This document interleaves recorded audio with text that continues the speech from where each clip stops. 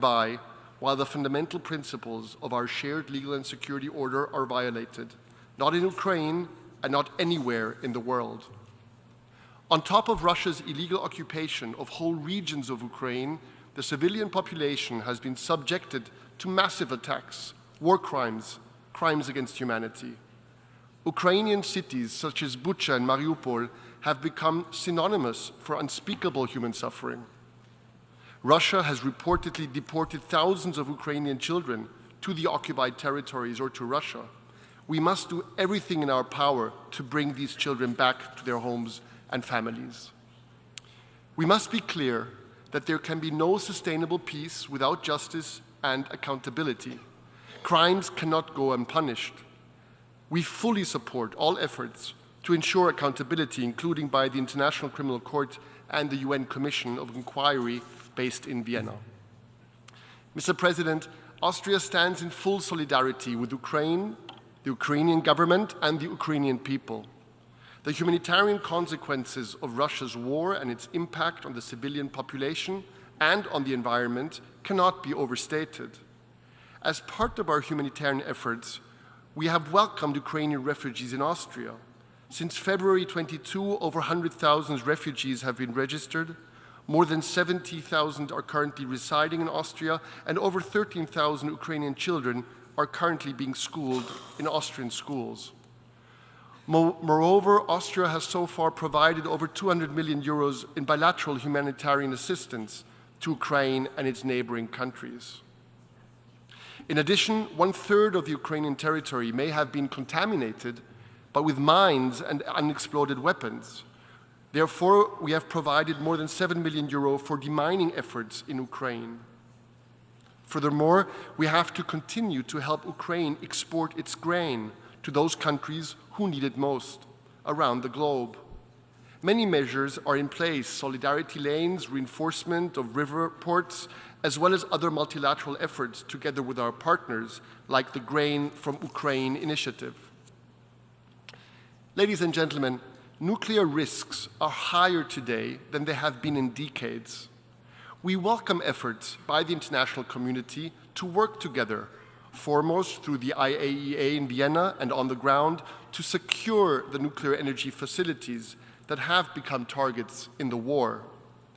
We welcome the tireless work of the IAEA teams in all nuclear power plants in Ukraine, and in particular in Zaporizhzhia. All this underscores the utmost urgency of progress on nuclear disarmament and of moving away from the nuclear deterrence paradigm. Mr. President, my final point. The United Nations and other multilateral organizations, such as the OSCE in Vienna, are indispensable fora in which member states can address and hopefully resolve their disputes in an inclusive dialogue setting. In these troubled times, we need more multilateralism and more dialogue, not less of it. This entails also talking to those we do not agree with. We must preserve and strengthen these organizations and enable them to fulfill their role. Exactly 1 year ago, at this assembly, an overwhelming majority of 141 states called on Russia to stop this war, to stop the suffering, to stop the nuclear threats, and to stop the blatant breaches of the UN Charter. From around the world, we have heard consistent calls for peace. No country longs for peace more than Ukraine, a lasting peace that is comprehensive, just, and based on the UN Charter and international law, just as this assembly demanded 1 year ago. This is why Austria supports the peace formula presented by Ukraine, as well as a broad-based peace summit on the basis of this formula at the right point in time. This peace has yet to become reality. It is in the Kremlin's power to stop this war immediately. Once again, we therefore call on Russia to stop its aggression, to withdraw its troops from the entire territory of Ukraine, and to end the bloodshed. I thank you very much.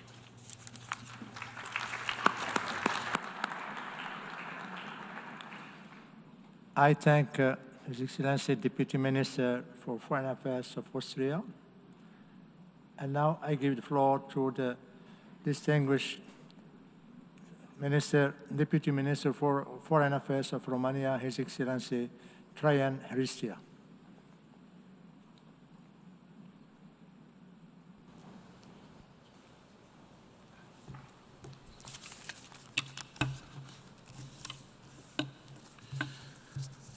Mr. President, Your Excellencies, as we mark 2 years since the beginning of the Russian Federation's fully fledged war of aggression against Ukraine, we continue to see a disturbing level of hostilities with no sign of abatement, with unimaginable sufferings for the civilian population and dire, long-lasting consequences. It is important to underline here at the United Nations that this continued aggression undermines the core of the rules-based international order and effective multilateralism and remains a matter of concern for the entire international community. However, Russian Federation's aggression did not start with the war it launched on 24th of February 2022, but with the illegal annexation of Crimean Peninsula back in 2014. This is the main reason for which we must continue firmly condemning at the United Nations the Russian war of aggression against Ukraine. The support of the international community is critical during these difficult times, and I would like here to echo the statement of His Excellency Deputy Prime Minister of Luxembourg.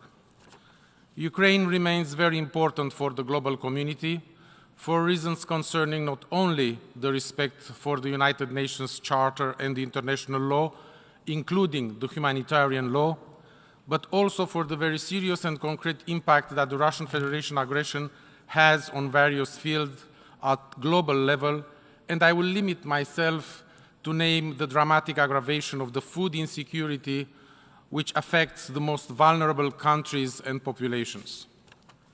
Romania will continue to support Ukraine's independence, sovereignty and territorial integrity within its internationally recognized borders.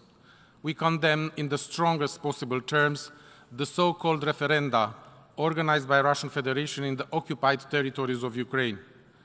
These actions are illegal and illegitimate, a grave breach of fundamental principles of international law, and another flagrant violation of Ukraine's sovereignty and territorial integrity.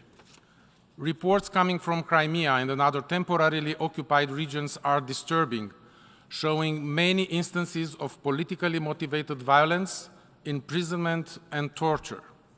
All crimes must be duly investigated, and those responsible must be held accountable. Russia must be held responsible for its wrongful and unlawful conduct. The world has to send a clear message. There is no justification for bloodshed, destruction, and human suffering. Therefore, we need the full force and legitimacy of the General Assembly to reaffirm with full determination that international law matters, that the United Charter matters, and that we stand by the rules put in place for the protection of every single member state of this organization. Romania will continue to be a trustful, credible, and involved multilateral partner. From day one of this war, the government and population of Romania acted as first responders in providing help to the Ukrainians that sought shelter in our country. Also, we continue to commit to supporting global efforts on food security, facilitating so far the transit of more than 34 million tons of Ukrainian grains. The ongoing war in Ukraine has a major impact in the region, challenging the resilience of neighboring states. We have extended a helping hand to our neighbor, the Republic of Moldova, the country most affected by war except Ukraine itself. Mr. President, we have to work together to bring peace back to its deserving place. Romania fully supports the Ukrainian peace formula as the single framework conducive to a fair, lasting and sustainable peace based on the principles of the UN Charter we have stood up for in the past. And one principle is clear, legally and morally. Ukraine alone has the political and moral legitimacy to decide if, when, and on what terms it wants to engage with the Russian Federation. Our call is clear. Russia must abide by the rules of international law. It must unconditionally cease the use of force and withdraw completely and immediately from the territory of Ukraine within its internationally recognized borders. Romania warmly praises the resilience and courage of the Ukrainian people who heroically resisted through the last 2 past years, and we will continue to stand by Ukraine. Thank you very much, Mr. President.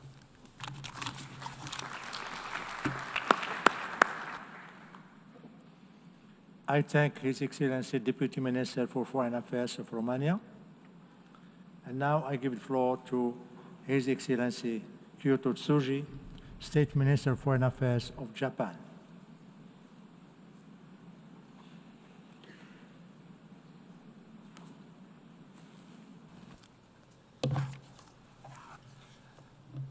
Mr. President, distinguished colleagues, the UN Charter is a common agreement which all member states must observe in good faith. It's the foundation of all international relations. For this very reason, we cannot condone Russia's ongoing aggression against Ukraine. This General Assembly has repeatedly stated that Russia's aggression is a clear violation of international law, including the Charter. Unilateral change of the status quo by force is never acceptable anywhere in the world. There's no country that does not want peace in Ukraine. However, peace cannot reward the aggressor. It must be comprehensive, just, and lasting, based on the purposes and principles of the Charter. We, the member states, affirmed this 1 year ago in this hall. Nevertheless, the people of Ukraine continue to suffer from Russia's unprovoked aggression. Russia must be held accountable for all its atrocities. Other UN member states must also refrain from supporting the aggression, either directly or indirectly. Mr. President, distinguished colleagues, the people of Ukraine also need a hopeful vision for their future. Last November, I led an economic mission to Kyiv to promote Ukraine's recovery and reconstruction. We discussed concrete measures with Prime Minister Shmyhal and the business community and promised to accelerate these efforts. On February 19th, we invited Prime Minister Shmyhal to Japan and held the Japan-Ukraine Conference for Promotion of Economic Growth and Reconstruction in Tokyo. Tangible results were achieved, including the signing of more than 50 cooperation documents. In addition, we concluded the new tax convention on part of the development of a legal infrastructure. Japan also decided to introduce measures to relax the multi-entry visa requirement for Ukrainians involved in Japan-Ukrainian cooperation projects. We would like to highlight that during the conference, we held a session on women, peace, and security, what we call WPS, with the aim of promoting discussions on how to incorporate a WPS perspective into the process of recovery and reconstruction in Ukraine. This session also affirmed our commitment to the protection of women, including through healthcare, shelter development, and protection of victims of gender-based violence. Women and children, particularly those made vulnerable by conflict, must be protected. Japan will continue to take the lead in promoting WPS at the UN as well. By holding this conference, we demonstrated our unwavering commitment to supporting Ukraine. Japan will continue to lead international efforts to support Ukraine's recovery and reconstruction. Mr. President, distinguished colleagues, these initiatives, however, will not fully materialize and bring sufficient benefit to the Ukrainian people unless Russia stops its aggression. We must continue our efforts to maintain and strengthen the international order based on the rule of law and realize a safe and secure world where human dignity is protected. Japan is determined to play a leading role to strengthen the functions of the UN, including through reform of the Security Council, to enable it to fulfill its primary role. Mr. President, distinguished colleagues, I'd like to pay my heartfelt compliments to Foreign Minister Kleba and to the people of Ukraine who continue their efforts to restore peace. Japan will stand with Ukraine until peace and justice prevail. Thank you.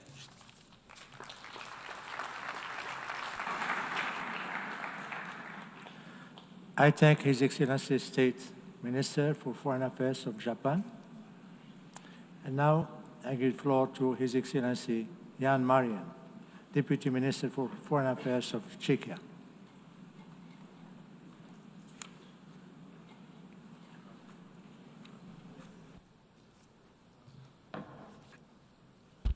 Mr. President, Excellencies, colleagues, exactly 10 years ago, Russia started an unprovoked war of aggression against its neighbor.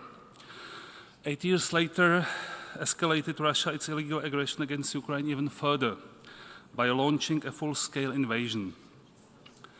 This unprecedented attack by a permanent member of the Security Council has had far-reaching consequences. By violating the fundamental rights of Ukraine to independence, sovereignty and integrity, territorial integrity, Russia is putting peace and security at risk globally. In conducting its war of aggression, Russia has repeatedly targeted civilians and civilian infrastructure. UN investigations have confirmed Russia's responsibility for gross violations of human rights and international humanitarian law. Bucha and Irpin became tragic symbols of this brutality. Mr. President, these violations of international law have been accompanied by other means of warfare, such as the Russian attempts to block the export of grain from Ukraine. Energy blackmailing by Russia resulted in soaring prices of energy, thus fueling inflation globally. As a result, Russia took all of us hostages of its aggressive imperialistic policy. Mr. President, now that Ukraine is entering the third year of a massive land, air, sea and information war, we often hear that peace should be reached through diplomatic means and negotiations. But let us be clear, there is one state that can end this war immediately, today. To that end, we reiterate our call on Russia to cease its unlawful aggression and to withdraw completely and from the whole territory of Ukraine. Under no circumstances should the aggressor behavior be rewarded by doubtful compromises enforced through peer pressure or military threats. It is only up to Ukraine to define what a durable and just peace should look like. Czechia, as well as more than 80 other countries from all over the world, is actively participating in the peace formula process outlined by President Zelensky. We consider this peace proposal as the only viable and legitimate. At a massive cost, Ukrainian people have defended their country and their sovereignty. They count on us, the international community, to do our part. From our side, there is no doubt, Czechia will proudly stand by Ukraine until it prevails in its just fight and the aggressor is held accountable. Mr. President, as we speak, Russia with its war of aggression continues to violate not only the United Nations Charter, but the very purpose the UN was set up for, the maintenance of peace. We must not allow Russia's challenge to the rule-based international order, in which might trumps right, and fundamental values are blatantly violated. If we do so, we will create space for similar aggressive behavior elsewhere in the world. This is why we all have a stake in Ukraine prevailing as a sovereign nation within its internationally recognized borders. The world needs to take a clear and firm position that such aggression is not acceptable. Thank you.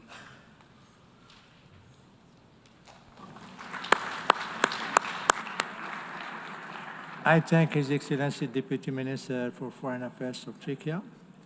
And now I give the floor to His Excellency Sean Fleming, Minister of State for International Development and Diaspora of Ireland.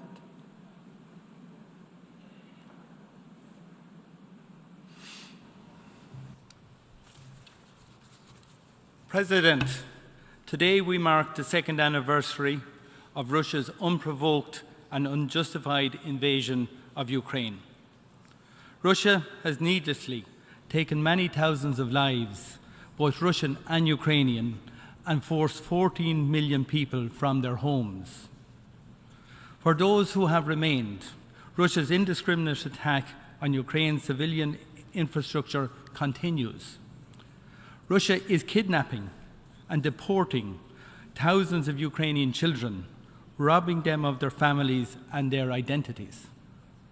This brutality is deliberate and calculated. It is designed to break the spirit of the Ukrainian people. Make no mistake, Russia's actions are a threat to each and every one of us and to the foundations of the international rules-based system upon which the United Nations is built. That is why Ireland, the European Union, and so many UN member states present here today have taken decisive action in response to Russia's aggression. We will continue to do whatever it takes because we understand what is at stake, not just for Ukraine or for Europe, but for the global community of nations. The global community has responded to Russia. On 6 occasions in the 11th emergency session, this body strongly endorsed resolutions that reaffirmed a global commitment to the sovereignty, independence, unity, and territorial integrity of Ukraine within its internationally recognised borders. This body has demanded the immediate, complete and unconditional withdrawal of Russian military personnel from Ukrainian territory. Russia refuses to implement every resolution adopted so far. Our economic and humanitarian support for Ukraine, our hosting of Ukrainian refugees, and our initiatives to ensure accountability for Russia's violations of international law are an integral part of our response. Communities across Ireland and Europe have been playing their part in this effort, demonstrating compassion and support for Ukrainian struggle by providing safe refuge to those fleeing their homes. The Irish people have welcomed 105,000 Ukrainians into our communities, which amounts to over 2% of the population of our state. The historic decision by the European Council to open a session negotiation with Ukraine was a strong signal to the Ukrainian people that Ukraine belongs within the European family in that global community of nations. It is also a clear signal to Russia that we will continue to stand with Ukraine for the long term. President, Ireland was shocked and outraged at the death of Alexei Navalny in a Russian prison last week. His incarceration and death once again demonstrates the Russian government's contempt for democratic values and human rights. It also reminds us why the Ukrainian people have no wish to be governed by Russia. Russia's invasion of Ukraine has severely disrupted global food and energy markets, affecting the world's most vulnerable people. Russia makes a pretense of supporting the most vulnerable, but Russia is only interested in imposing Moscow's will. We saw this clearly through Russia's inexcusable decision to unilaterally withdraw from the Black Sea Grain Initiative, compounding an already critical situation on world food markets. Ukraine, on the other hand, is working to contribute to global food safety and security.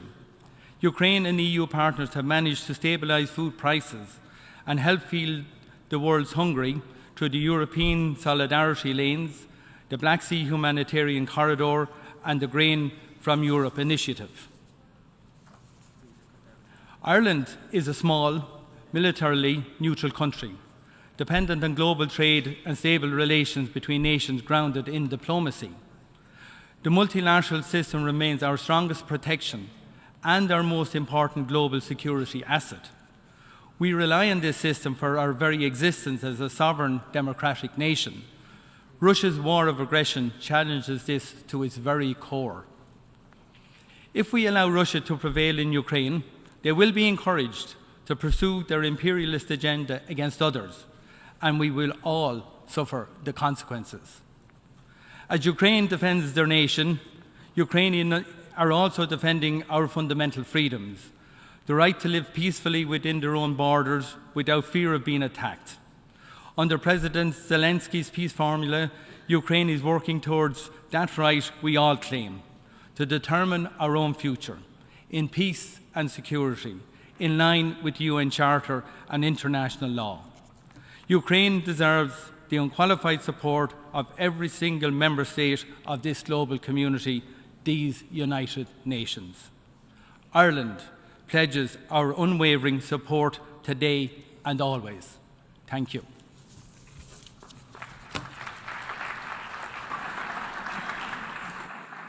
I thank His Excellency Minister of State for International Development and Diaspora of Ireland. And now I give the floor to His Excellency Reinis Brusbardis, Parliamentary Secretary, Ministry of Foreign Affairs of Latvia.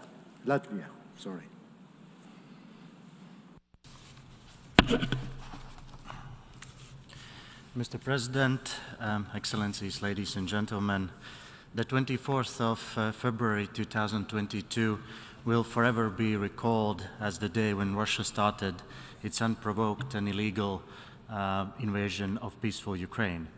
2 years on, Russia's brutal war of aggression continues to bring immense pain and suffering to people of Ukraine.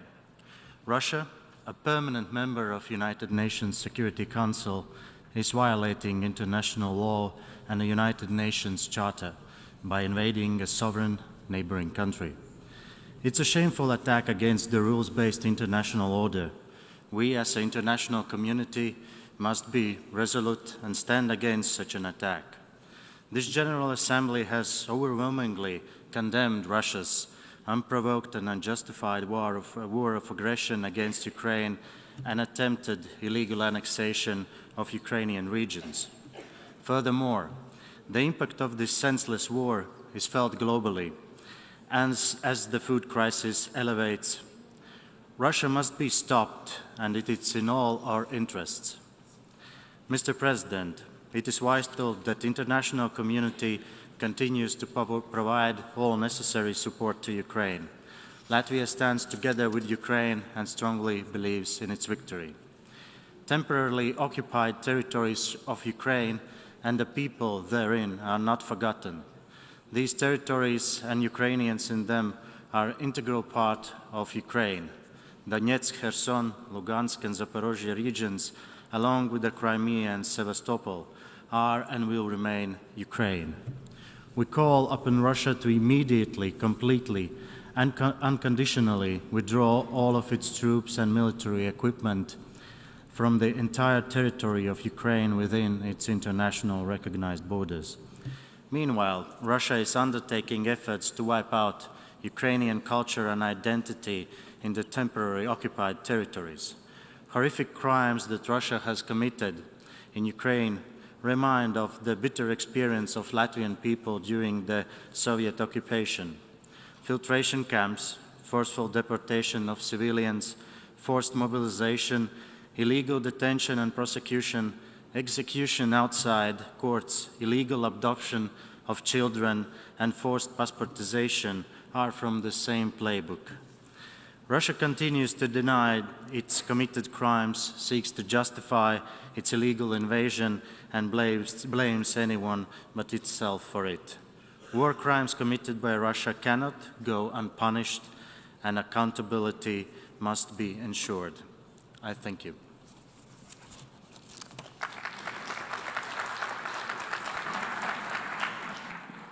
I thank His Excellency Parliamentary Secretary, Ministry of Foreign Affairs of Latvia.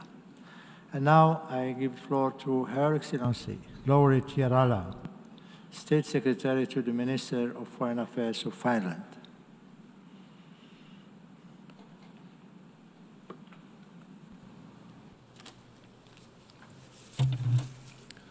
Mr. President, Excellencies, ladies and gentlemen, first, we align ourselves with the joint Nordic statement presented by Denmark. Mr. President, tomorrow, 2 years have passed since Russia began its illegal, full-scale war of aggression in Ukraine. For 2 years, we have witnessed Russia's unprovoked invasion. At the same time, Ukrainians have shown their incredible resilience, actually starting already 10 years ago with the illegal annexation of Crimea and the following war in eastern Ukraine. Today, tremendous human suffering continues in Ukraine. Our thoughts are with the brave people of Ukraine who are defending their families, their freedom, and their country. Our thoughts are especially with the children forcefully deported by Russia and their families. We will continue to speak for them and others who are suffering from the consequences of Russia's brutal war. Mr. President, Russia's illegal war is not only a European problem.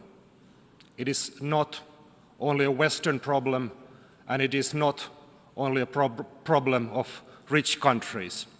It has immense global consequences, especially in the field of food and energy. This needs to stop. Mr. President, Ukraine deserves a just and lasting peace based on the UN Charter.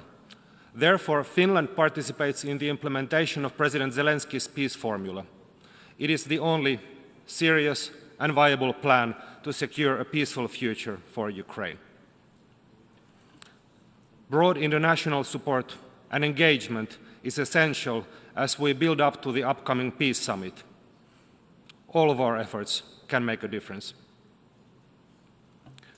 Ukraine has immediate needs to which we must respond now, but obviously that is not enough.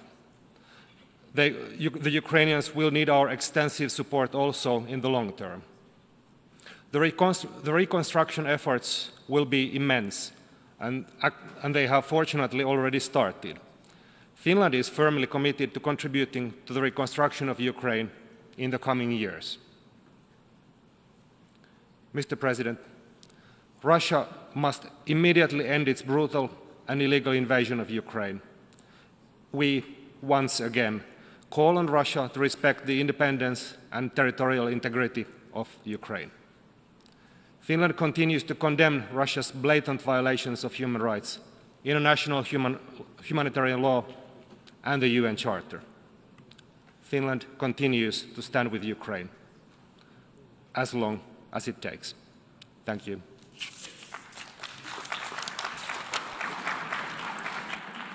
I thank His Excellency State Secretary to the Minister of Foreign Affairs of Finland. And now I give the floor to His Excellency Dasha Darsalia, First Deputy Minister for Foreign Affairs of Georgia.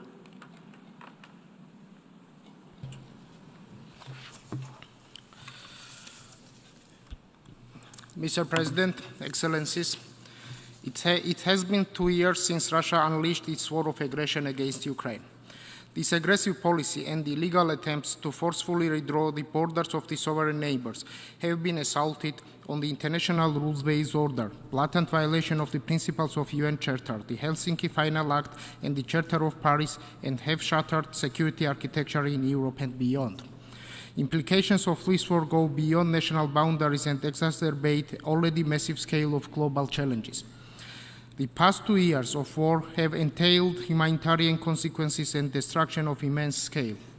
Russian tactics of targeted attacks on civilian objects and infrastructure with high casualties among the civilian population of Ukraine is unacceptable. Distinguished delegates, up to this day, Russia continues illegal occupation of my country's Abkhazia and Tkhinvali regions. Therefore, security environment in and around Georgia is further deteriorating. Besides, the human rights situation on the ground remains dire. Russian occupation continues to take a heavy toll on innocent civilians and has recently claimed lives of several Georgian citizens. It remains alarming that despite the grave situation in both occupied regions of Georgia, the access of international human rights mechanisms is continuously denied by Russia, the power exercising effective control on the ground, as it has been confirmed by the decisions of the European Court of Human Rights. Distinguished delegates, Along with the international community, Georgia has been demonstrating full solidarity to Ukraine with political and diplomatic steps, as well as providing substantial humanitarian assistance. Georgia has supported all the resolutions and initiatives made by all major international organizations in support of Ukraine. Allow me to reiterate Georgia's firm support to the peace initiatives of Ukraine, the key points of which are based on the Charter and therefore go beyond the restoration of peace and territorial integrity of Ukraine, having overarching aim of defending the core values of the United Nations. Georgia has received and is supporting more than 28,000 war-affected Ukrainians. The government implements special care projects and provides them with accommodation, schooling, and healthcare services. Let me one more time reaffirm Georgia's unwavering support to the independence, sovereignty, and territorial integrity of Ukraine within its internationally recognized borders. We reiterate our call upon the Russian Federation immediately cease the aggression and withdraw all its troops and military equipment from the whole territory of Ukraine. We will stand in solidarity with Ukraine and the Ukrainian people. I thank you very much.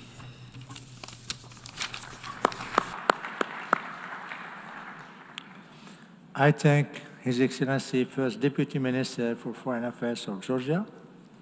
And now I give the floor to His Excellency Spiridon Lampridis, Special Envoy of the Ministry of Foreign Affairs of Greece.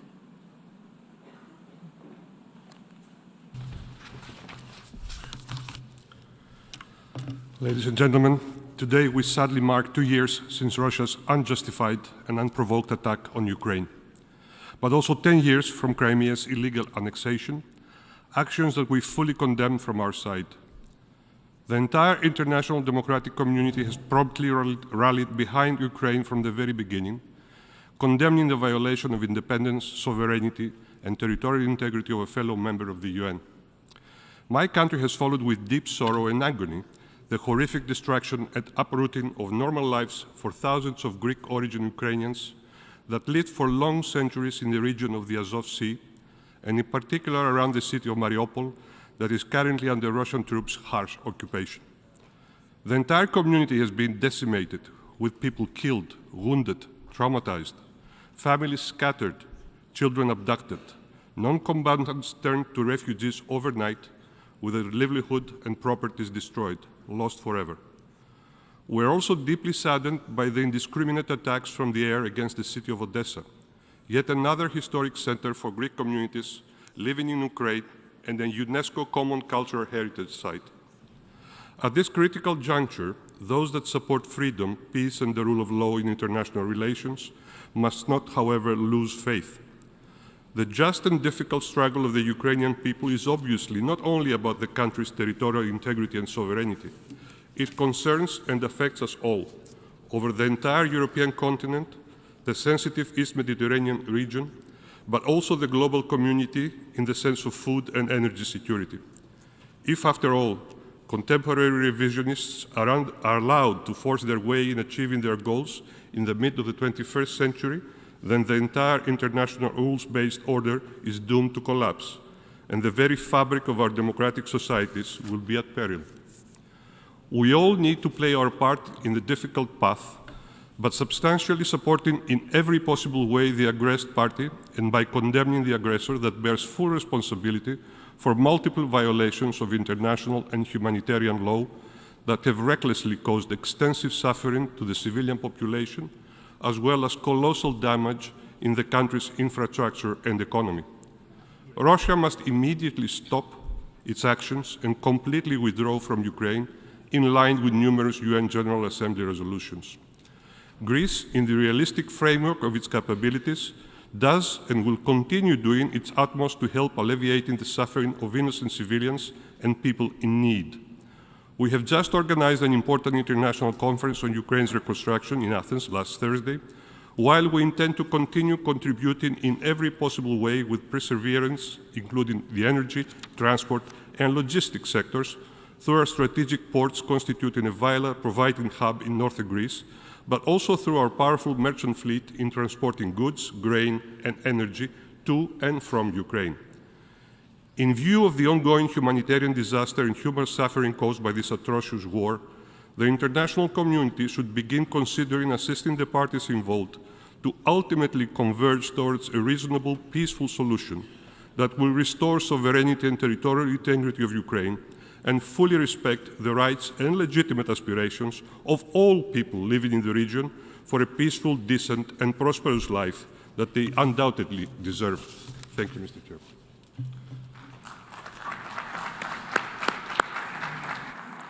I thank His Excellency Special Envoy of the Ministry of Foreign Affairs of Greece. We have heard the last speaker in the debate of this item for this meeting. We shall now hear the remaining speakers on Monday, 26 February at 10 a.m. in this hall, after the consideration of other items announced in the United Nations Journal. The exercise of right of reply has been requested. May I remind members that statements in the exercise of right of reply are limited to 10 minutes for the first intervention and 5 minutes for the second intervention, and should be made by delegations from their seats.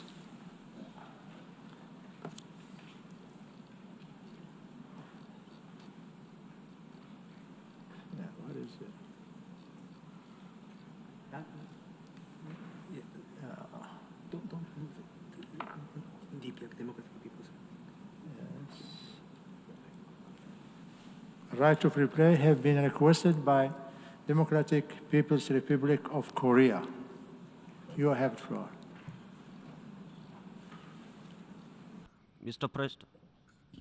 Mr. President, my delegation is compelled to take the floor to exercise its right of reply in response to the provocative statement made by the United States. We categorically reject the United States' outrageous and groundless claims as grave political provocation and a reckless act against the DPRK. The United States is very eager to abuse this platform and deceive the international community for its foolish attempt to justify its illegal offer of weapons to Ukraine while persistently spreading the groundless rumor of arms dealings between the DPRK and the Russian Federation. We take this opportunity to make clear our stand once again that we have never had arms dealings with the Russian Federation and that we have no plan to do so in the future either. We strongly denounce the hostile forces for their rumor of arms dealings as a blood-breeding story against the DPRK, as well as a part of hostile attempt to tarnish the image of the DPRK in the international arena by invoking the illegal sanctions resolution against the DPRK. The United States is the very one that is driving the Ukraine crisis to the brink of world nuclear war by continuously sending notorious lethal weapons, including cluster bombs, to the Ukraine battlefield. As such, it has no legal right and moral justification to slander the normal cooperation between the sovereign states in the field of national defense for peace and security in the region and the rest of the world.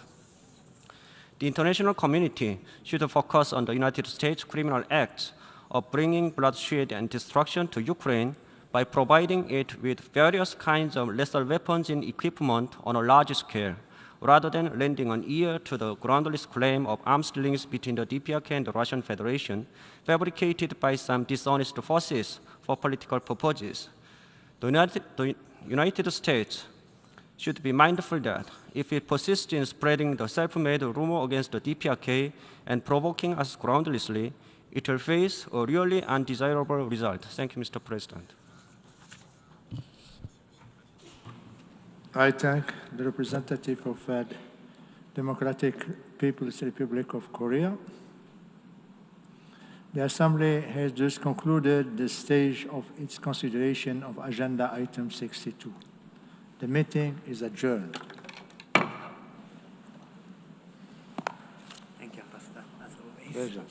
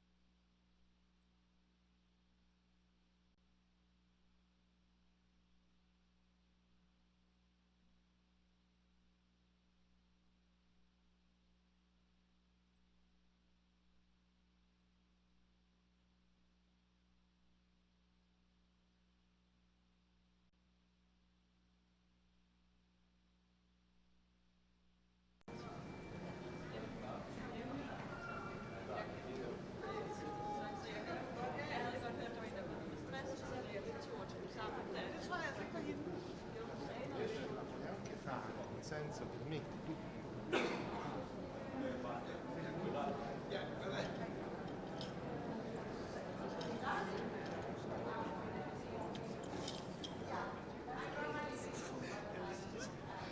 That is the best way to describe it. So I was planning See you, mother.